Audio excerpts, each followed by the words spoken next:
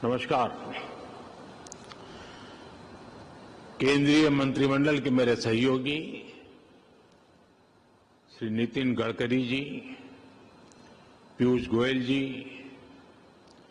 हरदीप सिंह पुरी जी, श्री सर्बानंद सोनोवाल जी, श्री ज्योतिरादित्य सिंधिया जी, श्री अश्विनी वैष्णव जी, श्री राजकुमार सिंह जी, अलग अलग राज्य सरकारों के आदरणीय मुख्यमंत्रीगण, लेफ्टिनेंट गवर्नर्स, राज्य मंत्रिमंडल के सदस्य, उद्योग जगत के साथी, अन्य महानुभाव और मेरे प्यारे भाई और बहनों, आज दुर्गाष्टमी है। पूरे देश में आज शक्ति स्वरूपा का पूजन हो रहा है, कन्या पूजन हो रहा है और शक्ति की उपासना के इस पुण्य अवसर पर देश की प्रगति की गति को भी शक्ति देने का शुभ कार्य हो रहा है।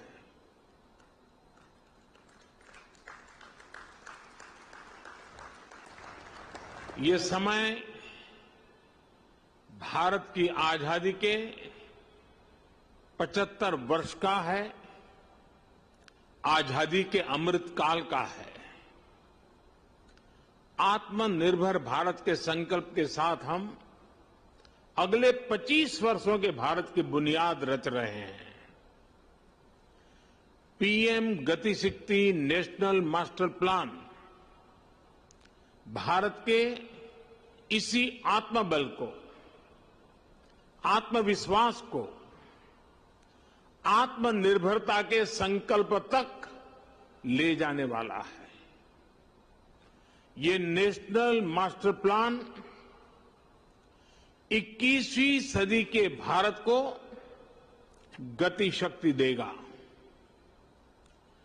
नेक्स्ट जनरेशन इंफ्रास्ट्रक्चर और मल्टी मॉडल कनेक्टिविटी को इस नेशनल प्लान से गति शक्ति मिलेगी।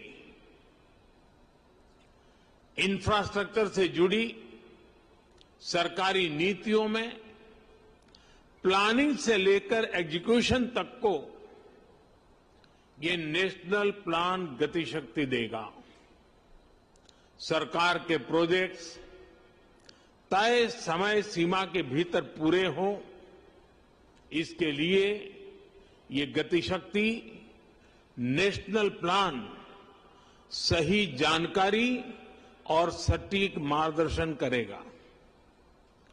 गति शक्ति के इस महाअभियान के केंद्र में हैं भारत के लोग, भारत की इंडस्ट्री, भारत का व्यापार जगत, भारत के मैन्युफैक्चरर्स, भारत के किसान, भारत का गांव। ये भारत की वर्तमान और आने वाली पीढ़ियों को 21वीं सदी के भारत के निर्माण के लिए नई ऊर्जा देगा। उनके रास्ते के अवरोध समाप्त करेगा। ये मेरा सौभाग्य है कि आज के इस पावन दिन में पीएम गति शक्ति नेशनल प्लान, इसका शुभारंभ करने का मुझे अवसर मिला है। साथियों, आज ही यहां प्रगति मैदान में बन रहे इंटरनेशनल एग्जीबिशन कम कन्वेंशन सेंटर के 4 प्रदर्शनी हॉल का लोकार्पण भी हुआ है। दिल्ली में आधुनिक इंफ्रा से जुड़ा ये भी एक अहम कदम है। ये एग्जीबिशन सेंटर्स हमारे एमएसएमईज, हमारे हैंडीक्राफ्ट, हमारे कुटीर उद्योग को अपने प्रोडक्ट दुनिया भर के बाजारों के लिए शोकेस करने, ग्लोबल मार्केट तक अपनी पहुंच बढ़ाने में बहुत बड़ी मदद करेंगे। मैं दिल्ली के लोगों को, देश के लोगों को बहुत बधाई देता हूं, शुभकामनाएं देता हूं। साथियों, हमारे यहां दशकों तक सरकारी व्यवस्थाओं ने जिस तरह काम किया है, उस वजह से सरकारी शब्द आते ही लोगों के मन में आता था खराब क्वालिटी, काम में बरसों की देरी, बेवजह रुकावटें, जनता के पैसे का अपमान। मैं अपमान इसलिए कह रहा हूं क्योंकि जो टैक्स के रूप में देश की जनता सरकार को देती है, उस पैसे का इस्तेमाल करते समय सरकारों में ये भावना ही नहीं होती थी कि एक भी पैसा बर्बाद नहीं होना चाहिए। हर एक को लगता है अरे यार ऐसे ही चल रहा है, चलने दो, चलता है, क्या है। देशवासी भी अभ्यस्त हो गए थे कि देश ऐसे ही चलेगा। वो परेशान होते थे, दूसरे देशों की प्रगति देख उदास होते थे और इस भावना से भर गए थे कि कुछ बदल नहीं सकता। जैसा अभी हम वीडियो में भी देख रहे थे, हर जगह नजर आता था work in progress, work in progress. लेकिन वो काम कभी पूरा होगा भी या नहीं, समय पर पूरा होगा या नहीं, ये लेकर कोई विश्वास जनता के मन में नहीं था। वर्क इन प्रोग्रेस का बोर्ड एक तरह से अविश्वास का प्रतीक बन गया था। ऐसी स्थिति में देश प्रगति कैसे करता? प्रगति भी तभी मानी जाएगी जब उसमें गति हो, गति के लिए एक अधीरता हो, गति के लिए एक सामूहिक प्रयास हो। आज 21वीं सदी का भारत सरकारी व्यवस्थाओं की उस पुरानी सोच को पीछे छोड़कर आगे बढ़ रहा है।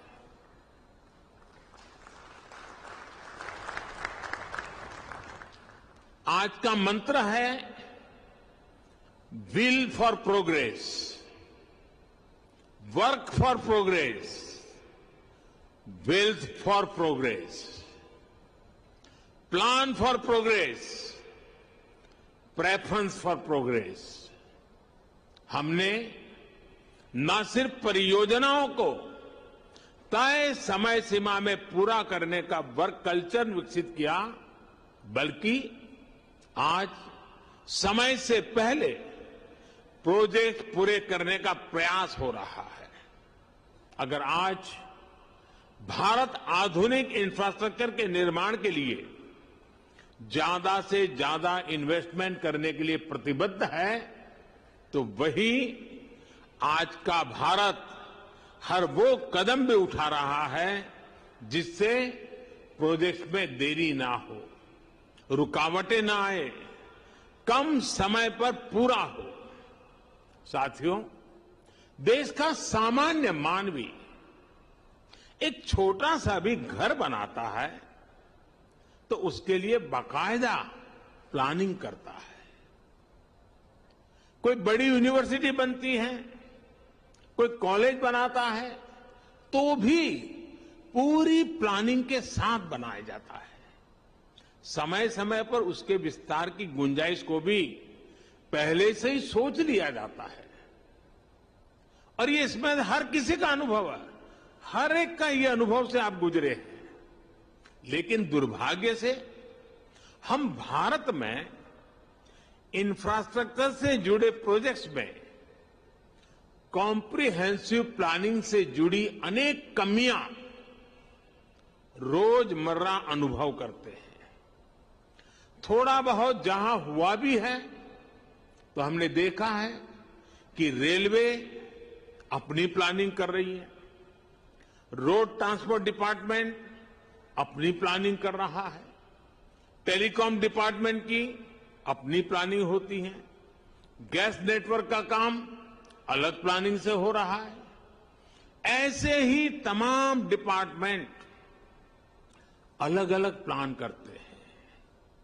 हम सभी ने ये भी देखा है कि पहले कहीं सड़क बनती है, सड़क बिल्कुल तैयार हो जाती है, और फिर कोई पानी वाला डिपार्टमेंट आएगा, वो पानी की पाइप के लिए उसकी खुदाई कर देता है, फिर पानी वाले पहुंच जाते हैं। इसी तरह काम होता रहता है। ये भी होता है कि रोड बनाने वाले डिवाइडर बना देते हैं, और फिर ट्रैफिक पुलिस कहती है कि इससे तो जाम लगा रहेगा, डिवाइडर हटाओ। कहीं चौराहे पर सर्किल बना दिया जाता है तो ट्रैफिक सुचारू रूप से चलने में बजाय वहां अव्यवस्था होने लगती है। और हमने देश भर में ऐसा होते हुए देखा है। इन परिस्थितियों के बीच जब सारे प्रोजेक्ट्स को सिंक्रोनाइज करने की जरूरत पड़ती है तो इसके लिए बहुत ज्यादा एफर्ट्स करना पड़ता है। बिगड़ी हुई बात को ठीक करने में बहुत मेहनत लगती है। साथियों, ये जितनी भी दिक्कतें हैं उसका मूल कारण ये है कि मैक्रो प्लानिंग और माइक्रो इम्प्लीमेंटेशन जमीन आसमान का अंतर होता है। अलग अलग विभागों को पता ही नहीं होता कि कौन सा विभाग कौन सा प्रोजेक्ट कहां शुरू करने की तैयारी कर रहा है। राज्यों के पास भी इस तरह की जानकारी एडवांस में नहीं होती। इस तरह के साइलोस के कारण निर्णय प्रक्रिया भी प्रभावित होती है और बजट की भी बर्बादी होती है। सबसे बड़ा नुकसान ये होता है कि शक्ति जुड़ने के बजाय, शक्ति मल्टीप्लाई होने के बजाय शक्ति विभाजित हो जाती है। जो हमारे प्राइवेट प्लेयर्स हैं उन्हें भी ये ठीक ठीक पता नहीं होता कि भविष्य में यहां से सड़क गुजरने वाली है, या यहां से कैनाल बनने वाली है, या यहां कोई पावर स्टेशन लगने वाला है। इस वजह से वो भी किसी क्षेत्र को लेकर, किसी सेक्टर को लेकर बेहतर प्लान नहीं कर पाते हैं। इन सारी दिक्कतों का हल पीएम गति शक्ति नेशनल प्लान इससे ही निकलेगा। जब हम मास्टर प्लान को आधार बनाकर चलेंगे तो हमारे रिसोर्सेज का भी ऑप्टिमम यूटिलाइजेशन होगा। साथियों, हमारे देश में इंफ्रास्ट्रक्चर का विषय ज्यादातर राजनीतिक दलों की प्राथमिकता से दूर रहा है। ये उनके घोषणा पत्र में भी नजर नहीं आता है। अब तो ये स्थिति आ गई है कि कुछ राजनीतिक दल देश के लिए जरूरी इंफ्रास्ट्रक्चर के निर्माण पर आलोचना करने में गर्व करते हैं, जबकि दुनिया में ये स्वीकृत बात है कि सस्टेनेबल डेवलपमेंट के लिए क्वालिटी इंफ्रास्ट्रक्चर का निर्माण एक ऐसा रास्ता है जो अनेक आर्थिक गतिविधियों को जन्म देता है, बहुत बड़े पैमाने पर रोजगार का निर्माण करता है। जैसे स्किल्ड मैन पावर के बिना हम किसी क्षेत्र में आवश्यक परिणाम नहीं प्राप्त कर सकते, वैसे ही बेहतर आधुनिक इंफ्रास्ट्रक्चर के बिना हम चौतरफा विकास नहीं कर सकते। साथियों, राजनीतिक इच्छा शक्ति की कमी के साथ ही देश के इंफ्रास्ट्रक्चर डेवलपमेंट को सबसे ज्यादा नुकसान पहुंचाया सरकारी विभागों के बीच आपसी तालमेल की कमी ने, आपसी खींचतान ने। राज्यों में भी हमने राज्य सरकारों और स्थानीय निकायों के बीच इस विषय पर तनाव होते देखा है। इस वजह से जो प्रोजेक्ट देश की इकोनॉमिक ग्रोथ को बढ़ाने में मददगार होने चाहिए थे, वही प्रोजेक्ट देश के विकास के सामने एक दीवार बन जाते हैं। समय के साथ बरसों से लटके हुए प्रोजेक्ट अपनी प्रासंगिकता, अपनी जरूरत भी खो देते हैं। मैं जब 2014 में यहां दिल्ली एक नई जिम्मेवारी के साथ आया, तो भी ऐसे सैकड़ों प्रोजेक्ट थे जो दशकों से लटके हुए थे। लाखों करोड़ रुपए के ऐसे सैकड़ों प्रोजेक्ट्स की मैंने खुद समीक्षा की। सरकार के सारे विभागों, सारे मंत्रालयों को एक प्लेटफॉर्म पर लाकर खड़ा कर दिया, सारी रुकावटों को दूर करने का प्रयास किया। मुझे संतोष है कि अब सबका ध्यान इस ओर गया है कि आपसी तालमेल की कमी की वजह से परियोजनाओं में देरी ना हो। अब होल ऑफ गवर्नमेंट अप्रोच के साथ सरकार की सामूहिक शक्ति योजनाओं को पूरा करने में लग रही है। इसी वजह से अब दशकों से अधूरी बहुत सारी परियोजनाएं पूरी हो रही हैं। साथियों, पीएम गति शक्ति अब ये सुनिश्चित करेगी कि 21वीं सदी का भारत इंफ्रास्ट्रक्चर प्रोजेक्ट में कोऑर्डिनेशन में कमी की वजह से ना पैसे का नुकसान उठाए और ना ही समय गंवाए। पीएम गति शक्ति नेशनल मास्टर प्लान के तहत रोड से लेकर रेलवे तक, एविएशन से लेकर के एग्रीकल्चर तक विभिन्न मंत्रालयों को, विभागों को इससे जोड़ा जा रहा है। हर बड़े प्रोजेक्ट को, हर डिपार्टमेंट को सही जानकारी, सटीक जानकारी समय पर मिले, इसके लिए टेक्नोलॉजी प्लेटफॉर्म भी तैयार किया गया है। आज यहां कई राज्य के मुख्यमंत्री और राज्यों के अन्य प्रतिनिधि भी जुड़े हैं। मेरा सभी से आग्रह है कि जल्द से जल्द आपके राज्य भी पीएम गति शक्ति नेशनल मास्टर प्लान से जुड़कर अपने राज्य की योजनाओं को गति दें। इससे राज्य के लोगों का भी बहुत लाभ होगा। साथियों, पीएम गति शक्ति मास्टर प्लान सरकारी प्रोसेस और उससे जुड़े अलग अलग स्टेक होल्डर्स को तो एक साथ लाता ही है। ये ट्रांसपोर्टेशन के अलग अलग मोड्स को आपस में जोड़ने में भी मदद करता है। ये होलिस्टिक गवर्नेंस का विस्तार है। अब जैसे गरीबों के घर से जुड़ी योजना में सिर्फ 4 दीवारी नहीं बनाई जाती, बल्कि उसमें टॉयलेट, बिजली, पानी, गैस कनेक्शन भी साथ ही आता है।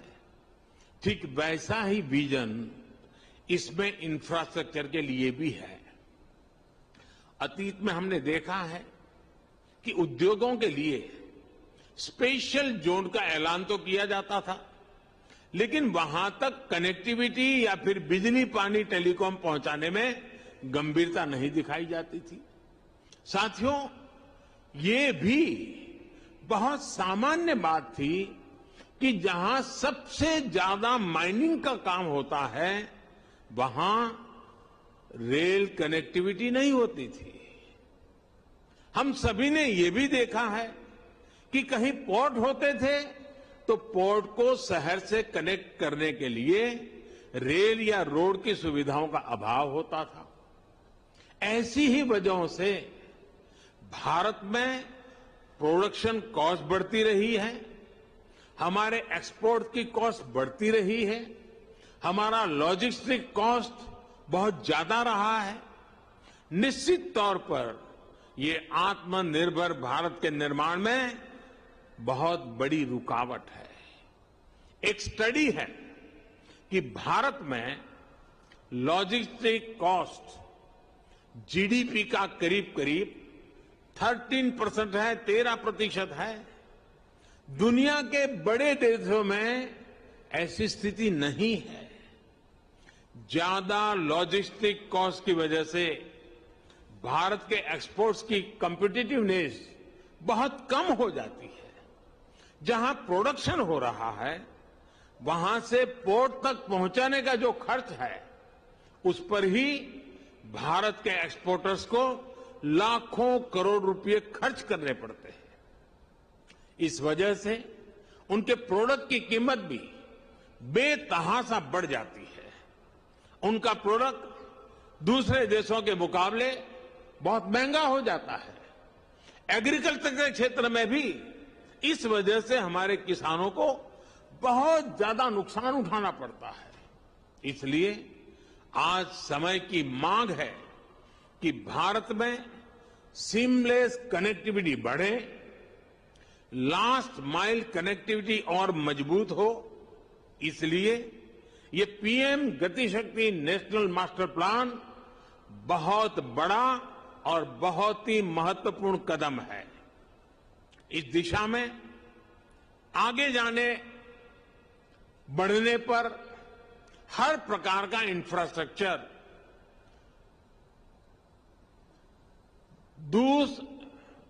दूसरे इंफ्रास्ट्रक्चर को सपोर्ट करेगा, उसका पूरक बनेगा। और मैं समझता हूं हर कारण, हर स्टेक होल्डर को भी ज्यादा उत्साह से इससे जुड़ने की प्रेरणा मिलेगी। साथियों, पीएम गति शक्ति नेशनल मास्टर प्लान देश की पॉलिसी मेकिंग से जुड़े सभी स्टेक होल्डर्स को, इन्वेस्टर्स को एक एनालिटिकल और डिसीजन मेकिंग टूल भी देगा। इससे सरकारों को प्रभावी प्लानिंग और पॉलिसी बनाने में मदद मिलेगी। सरकार का अनावश्यक खर्च बचेगा और उद्यमियों को भी किसी प्रोजेक्ट से जुड़ी जानकारी मिलती रहेगी। इससे राज्य सरकारों को भी अपनी प्राथमिकताएं तय करने में मदद मिलेगी। जब ऐसा डेटाबेस मैकेनिज्म देश में होगा तो हर राज्य सरकार निवेशकों के लिए टाइम बाउंड कमिटमेंट दे पाएगी। इससे इन्वेस्टमेंट डेस्टिनेशन के रूप में भारत की बढ़ती साख को नई बुलंदी मिलेगी, नया आयाम मिलेगा।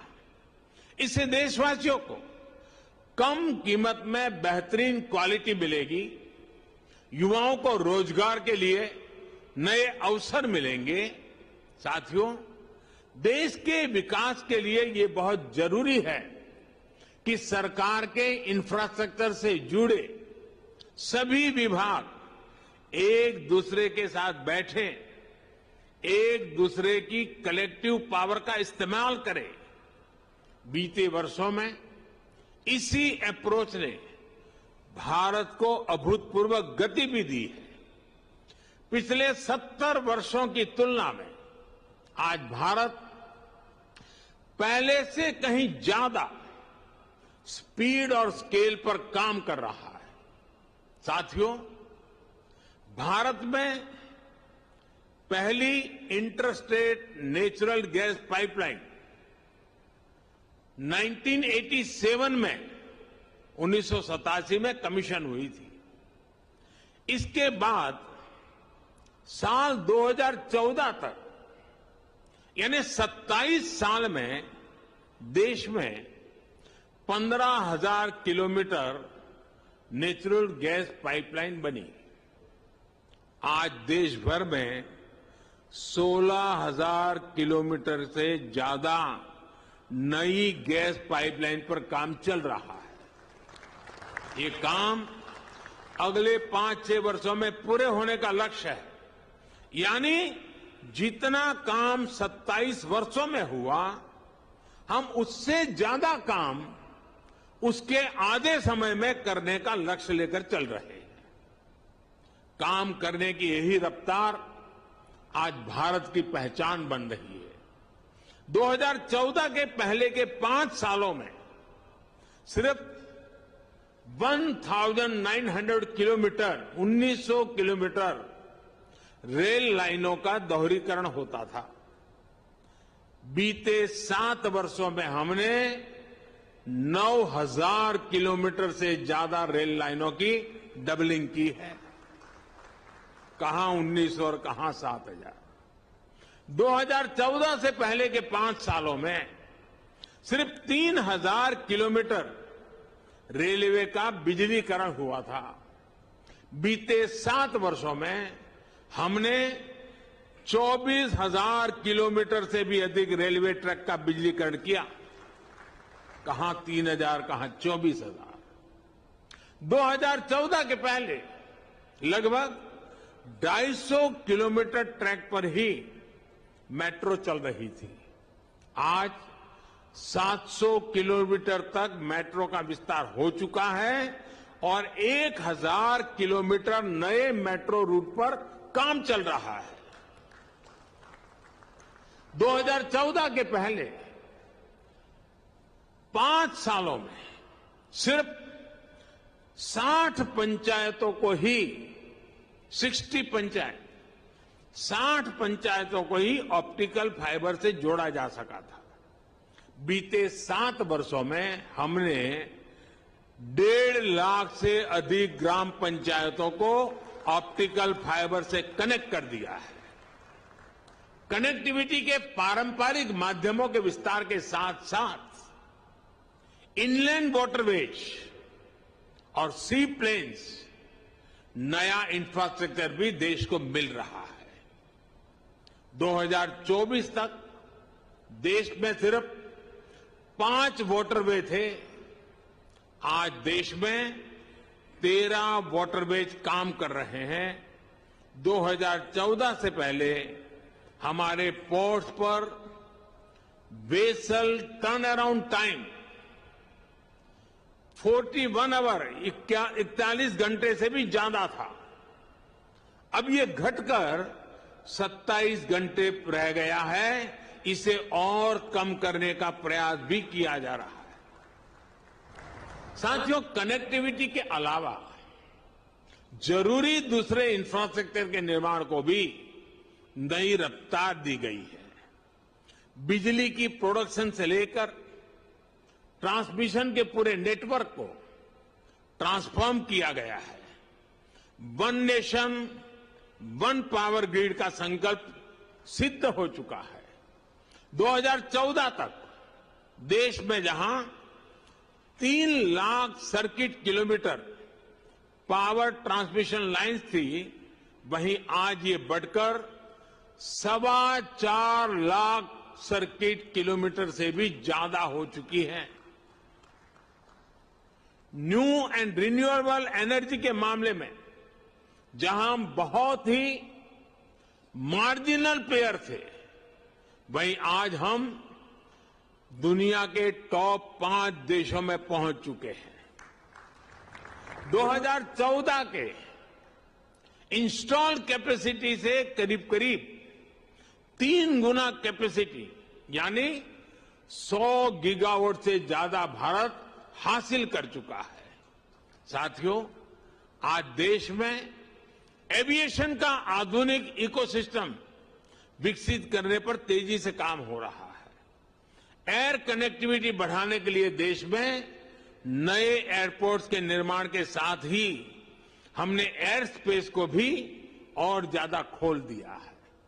बीते 1-2 वर्षों में ही 100 से ज्यादा एयर रूट्स की समीक्षा करने उनकी दूरी घटाई गई है। जिन क्षेत्रों के ऊपर से पैसेंजर फ्लाइट्स के उड़ने पर पाबंदी थी, उसे भी हटाया गया है। इस एक फैसले से बहुत से शहरों के बीच एयर टाइम कम हुआ है, उड़ान का समय कम हुआ है। एविएशन सेक्टर को मजबूती देने के लिए नई एमआरओ पॉलिसी बनाना है। जिस जीएसटी काम पूरा करना हो, पायलट्स की ट्रेनिंग की बात हो, इन सभी पर काम किया गया है। साथियों, ऐसे ही प्रयासों से देश को विश्वास हुआ है कि हम तेज गति से काम कर सकते हैं, बड़े लक्ष्य, बड़े सपने भी पूरे हो सकते हैं। अब देश की अपेक्षा और आकांक्षा दोनों बढ़ गई है। इसलिए आने वाले 3-4 वर्षों के लिए हमारे संकल्प भी बहुत बड़े हो गए हैं। अब देश का लक्ष्य है लॉजिस्टिक्स कॉस्ट को कम से कम करना, रेलवे की कार्गो क्षमता बढ़ाना, पोर्ट कार्गो कैपेसिटी बढ़ाना, टर्न अराउंड टाइम को कम करना। आने वाले 4-5 साल में देश में कुल मिलाकर 200 से ज्यादा एयरपोर्ट, हेलीपैड और वाटर एरोड्राम बनकर तैयार होने जा रहे हैं। अभी जो 19,000 किलोमीटर के करीब का हमारा गैस पाइपलाइन नेटवर्क है, उसे भी बढ़ाकर लगभग 2 गुना किया जाएगा। साथियों, देश के किसानों और मछुआरों की आय बढ़ाने के लिए प्रोसेसिंग से जुड़े इंफ्रास्ट्रक्चर को भी तेजी से विस्तार दिया जा रहा है। 2014 में देश में सिर्फ 2 मेगा फूड पार्क थे। आज देश में 19 मेगा फूड पार्क काम कर रहे हैं। अब इनकी संख्या 40 से अधिक तक पहुंचने का लक्ष्य है। बीते 7 सालों में फिशिंग क्लस्टर्स, फिशिंग हार्बर और लैंडिंग सेंटर्स की संख्या 40 से बढ़कर 100 से अधिक तक पहुंच चुकी है। इसमें 2 गुना से ज्यादा की वृद्धि करने का लक्ष्य लेकर हम चल रहे हैं।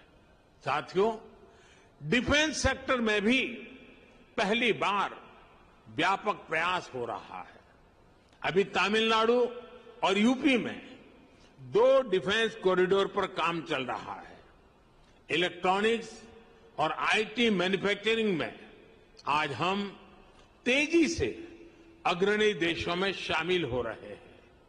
एक समय हमारे यहां 5 मैन्युफैक्चरिंग क्लस्टर थे। आज 15 मैन्युफैक्चरिंग क्लस्टर हम तैयार कर चुके हैं और इसे भी 2 गुना तक वृद्धि का टारगेट है।